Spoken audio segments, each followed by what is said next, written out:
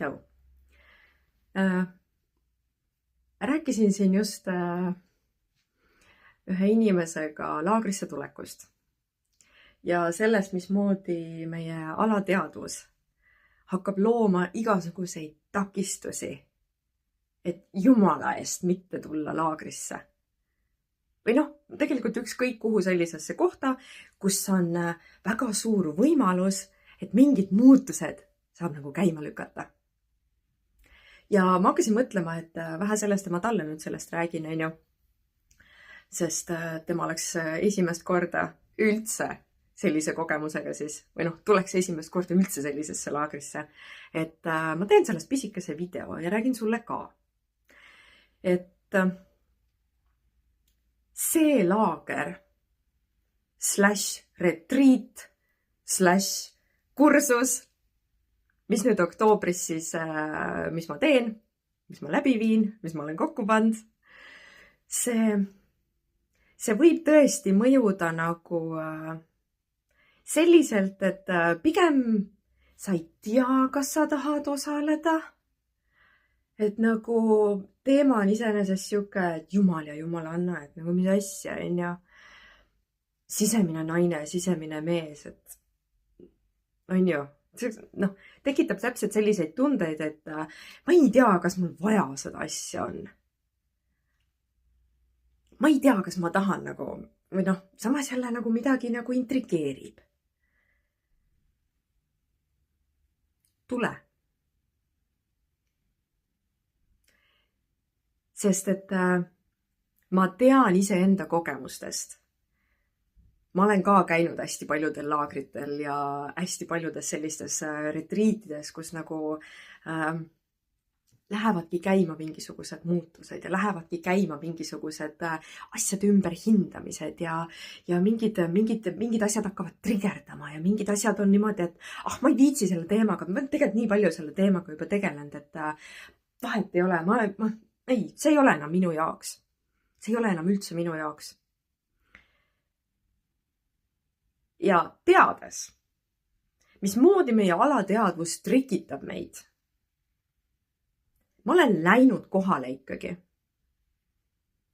Sellepärast, et ma tean, et mis iganes minu peas toimuma hakkab, mis iganes vastupanu selle teemaga või ei, kindlasti mitte, mis asja on ju. Et seal järelikult on midagi ikkagi. Midagi, mida see minu pisikene see kaitsemehhanism siin peal, mis absoluutselt ei taha, et ma enda mõnusast, turvalisest, harjumuspärasest mugavustsoonist välja lähen. Sest see tähendab, et ma pean ju midagi muutma hakkama. Siis ta hakkab rääkima igasuguseid lugusid. Tekitama igasuguseid tundeid, tekitama igasuguseid mõtteid, tekitama igasugust veel suuremat vastupanu ja panebki reaalselt arvama, et mis asja? Ei, mul ei ole sellist asja vaja. Vaat, mis teema see üldse on, nagu mida on ju? See teema ise võibki tekitada igasuguseid selliseid tundeid.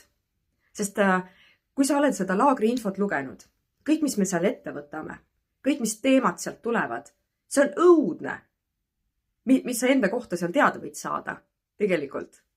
See on päris hull. Ja seda põnevam see minu jaoks tegelikult on. Ma võin öelda põhimõtteliselt väga kindlalt ja ma tean, mis tunne sul on. Me tegeleme naiselikkusega ja mehelikkusega.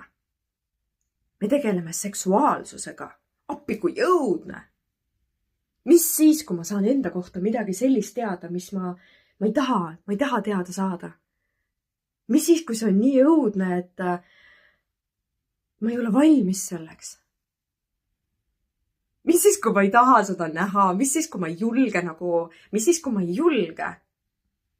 Ja siis tegelikult ma ei julgegi ju. Ma ei julgegi teada saada, mis mingite asjade taga on. Ma ei julgegi teada saada, miks mul on hirm intiimsuse ees näiteks. Ma ei julgegi teada saada, mille taga minu mehelikkus mehena kinni on või minu naiselikkus naisena. Ma ei julgegi teada saada, miks mu väärtushinnangud on just sellised, nagu nad on. Ma ei julgegi teada saada, mida ma tegelikult tahan. Millist kohtlemist ma tegelikult mehena tahaks või naisena. Ma ei julgegi teada saada, mis tabud on need, mis mind takistavad elamast minu täies jumalikus väes. Jumala või jumalannana. Ma ei julgegi teada saada sellest. Asi ei olegi nii väga selles, et ma ei taha teada saada. Asi ongi väga nagu just selles, et ma ei julge teada saada. Ja siis ma loon endale igasugused asjad, et nagu mul pole aega ja raudselt on midagi muud siis ees ja raudselt on üldse nii. Ja tegelikult ma tunnen ennast praegu nii halvasti, et mul raudselt see nohu, mis mul praegult on ja see asi üldse kestabki ilmselt oktoobri teise pooleni. Ma niikuinii ei saa tulla. Ja siis on kallis. Ja siis üleüldse taimetoit nagu Miks? Ei.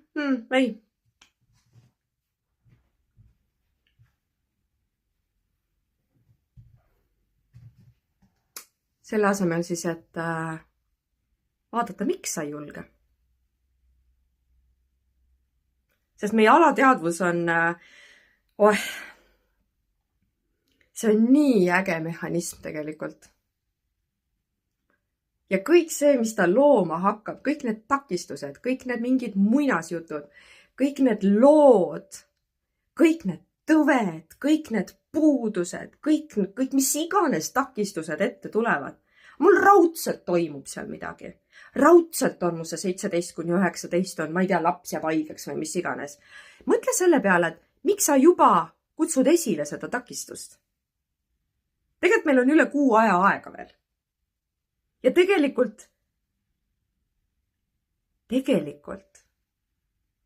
ei ole see üldse nii kallis. Sest mul on tegelikult peidetud sinna info lõppu saaduskood, mis teeb selle palju sõbralikumaks.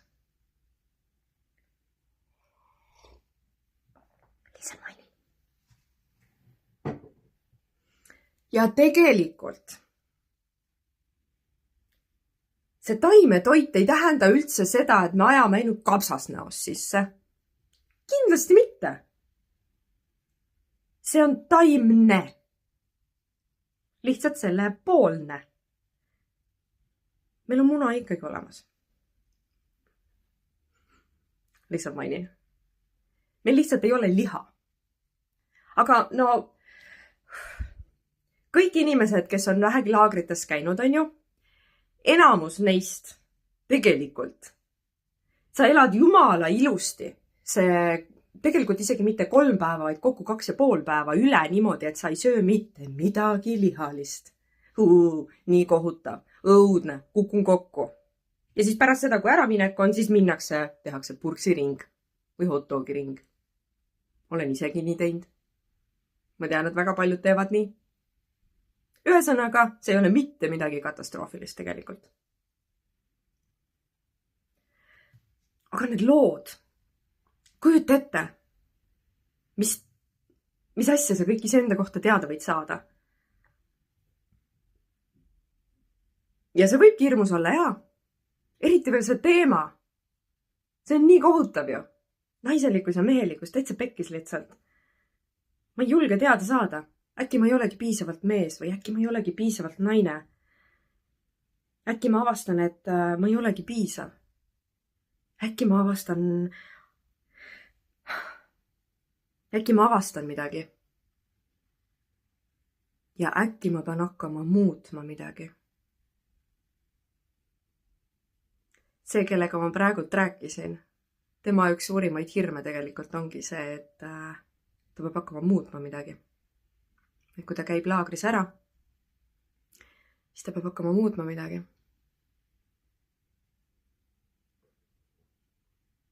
Ja ta ei julge. Sest ta on nii harjunud enda mugavustsoonis olema. Ta on nii harjunud sellega, mis ta elus kõik toimub ja milline ta on ja kuhu ta on jõudnud omadega. Sest ta on ikkagi jõudnud kuskile tegelikult.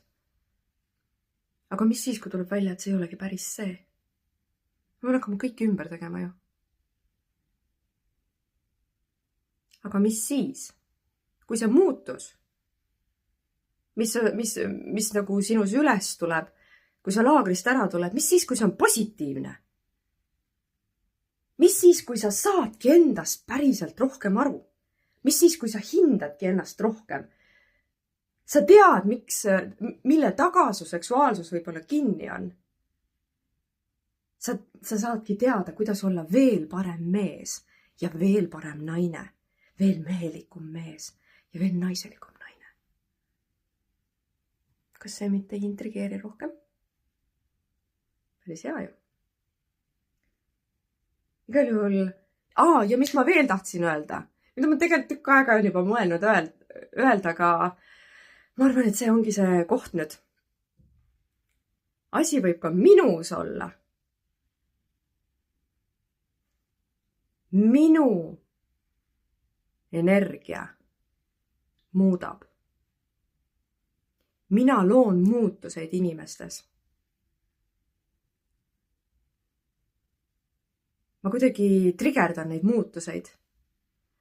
Ja see, mis on osa põhjusest, miks minust nagu mõni eemal hoiab, ongi see, et ma kutsun neis, ma toon neis välja midagi, mis on kinni ja mis vajabki ümber tegemist. Võib-olla mõtlen egoistlikult, aga ma olen nii kaua seda juba teinud. Ma olen tegelikult neid muutuseid inimestes esile toonud juba 10 aastaid, ma julgen öelda päriselt. Ma tean, et ma teen nii. Ma väga hea meelega teen nii. Ja ma olen saanud väga palju tagasisidet ka sel teemal. Jah, sa trigerdasid mind. Aitäh sulle. Keegi pidi seda tegema. Aitäh sulle. Tänu sellele ma näen nüüd paremini. Tänu sellele ma sain teha ära mingisugused asjad, mis tegelikult ammu juba vajasid tegemist. Nii et lase ma trigerdan sind ka siis. Heas mõttes. Tule vaata, mis saab.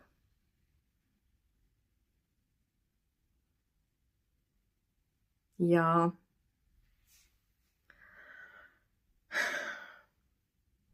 issand jumal, kus ma ootan juba.